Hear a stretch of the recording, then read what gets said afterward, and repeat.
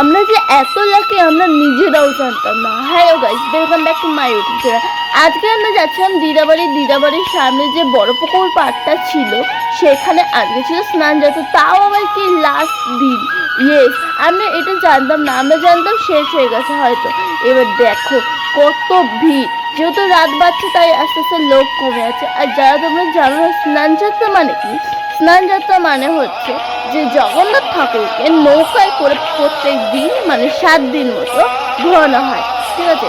আর প্রত্যেক দিন 6 থেকে 5 বার মতো ঘোরানো হয় আর প্রসাদ বিতরণ করা হয়।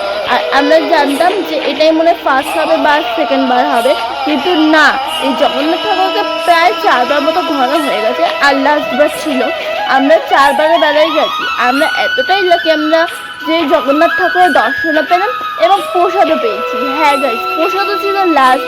এবার আমরা তো জানতামই না, তাহলে বেশি করে মানে বেশিক্ষণ আসতাম, অনেকক্ষণ ধরে দাঁড়াতাম দেখতাম, কিন্তু দেখতেই পাচ্ছ রাত হয়ে যাচ্ছে, লোকও কমে যাচ্ছে আর জগন্নাথ ঠাকুরও এখন বাড়ি যাওয়ার সময় চলেছে।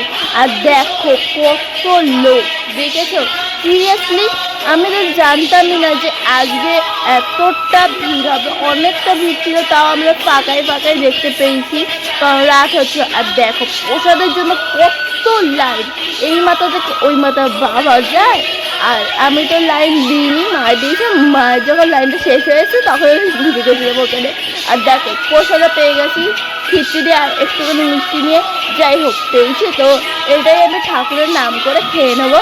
আর আজকে এই পর্যন্ত দেখাবো নেক্সট ভিডিওতে। বাই।